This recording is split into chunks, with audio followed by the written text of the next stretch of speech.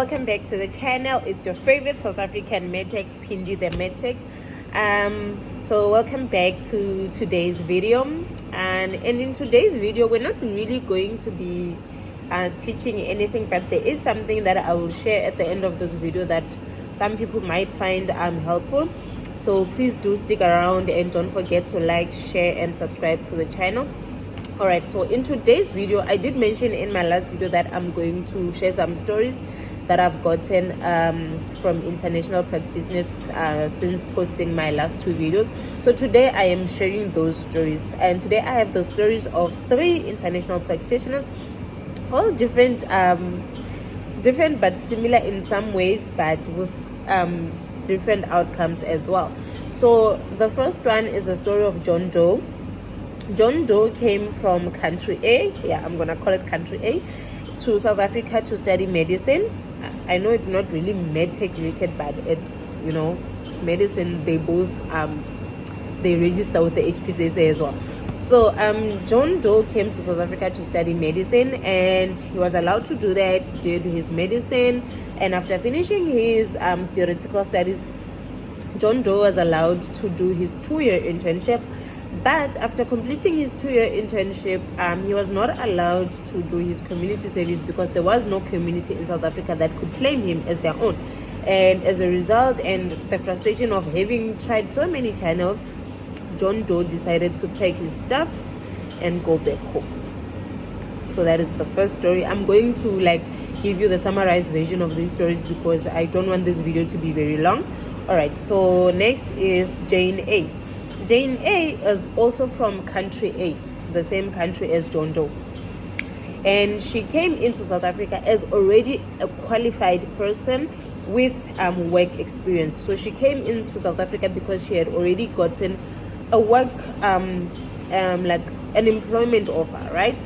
So when she came and had to go through that process that I mentioned in my other video, she went through that, and for the first time when she was applying with the HPCSA, they didn't tell her that because the lab that had offered her a job is not a recognized or an accredited training lab, she's gonna experience problems when it comes to now having to do internships in order to get registered to practice in South Africa.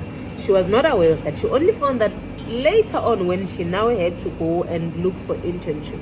So the story of Jane A is quite a sad one because even to this day, Jane A is still not registered with the HPCSA because she hasn't been able to find employment, right? Or like an internship in an accredited laboratory, and that can allow her to, that can basically give her employment. So in the case of Jane A, she came into South Africa qualified. She went through all the proper channels, has all the proper documents, but because her lab is not a training one, an accredited training lab, she is not able to get an internship in order to get to be able to write the board exam and be registered in South Africa. Jane A's story is quite a sad one, and for personal reasons and reasons that I didn't want her to show because I didn't feel like I didn't want her to feel like I was invading her privacy. For her own reasons, she has chosen to stay in South Africa, and she has given me the permission to share this, and she is now trying to get a permanent residency through other means. And when I say other means, I just don't want to mention things about her personal life. It's not illegal means. She is here legally. All right, so she's still trying to get registered, and hopefully things will work out for her because listening to her story, my heart broke. It's very painful what she's had to go through. All right, and then we have Jane B.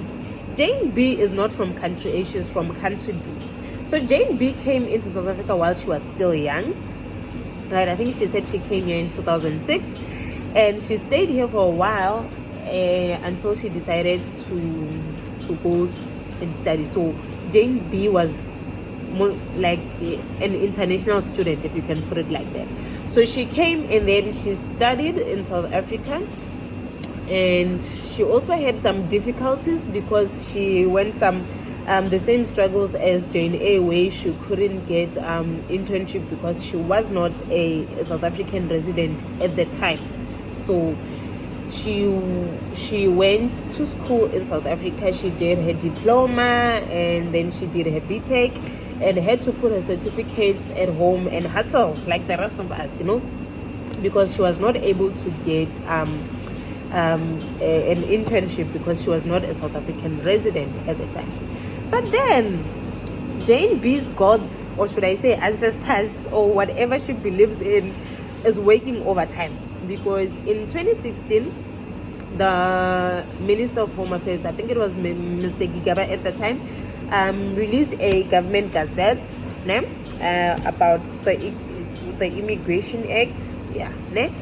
This Immigration Act was passed in 2002, but Jane B heard about this gazette in 2016, and that's when she had already done her diploma and her BTech, and she was now trying to apply for the critical skills visa and whatnot in her attempts to get an internship, or to find a way to be able to get an internship in South Africa.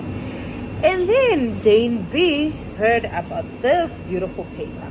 It is the Immigration Act of 2002. This is the government gazette. So the Minister of Home Affairs released this gazette. In this gazette, it lists the skills that are considered critical skills in South Africa, and international applicants are allowed to apply for those positions or those jobs which are listed in this. This is quite a long list. I think this is about 17 pages long. So it's only a list of all the skills that are considered critical skills in South Africa. So Jane B heard about this gazette, did the things, she went through the proper channels and applied, and fortunately for her, she met the requirements. And when this gazette was first released in 2016, it had a waiver that said if you meet the requirements in some of the skills that are in this paper, they waive the workforce permit for you, so you can go ahead and apply for permanent residence, which is what Jane B did. Jane B, because she had that waiver, she went and then applied for a permanent residency, and in her case was very fortunate. She was granted the permanent residency and was able to apply for a South African ID. This gazette was released in 2016. Jane B only got her ID in 2020. Yeah, in 2020. So she started the process of applying for the things in this gazette in 2016. In 2018, excuse me. In 2018, and then in 2020 she got her South African ID, and then last year in 2022 she was able to do her internship because she now had a South African ID and was a resident.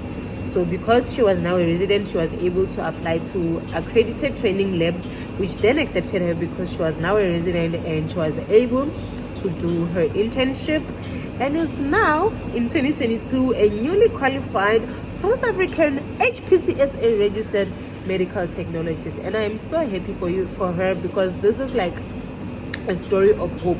She went through so much, like I'm not going to mention all the frustrations that she went through, and for her it finally worked out.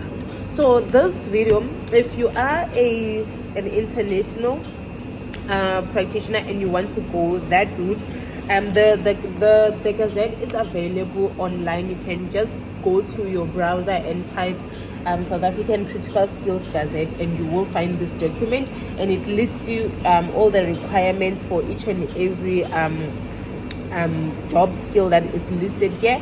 It will tell you what to do, and you can also get the documents required online, and this thing is done online, so you can just apply, and then after applying you will see online, it tells you what to do step by step, and then after that your application will be considered looking at your qualifications and if you meet the requirements, and if you do, then your application will be granted and you can be able to practice in South Africa. So if this can help you, please do go check it out, and don't forget to like, share and subscribe. This might help somebody because, and hey Pella, we are going here in Mzansi. So if this is helpful for you, don't forget to like this video, share this channel, and subscribe. Thank you so much for watching. See you in my next video. Peace.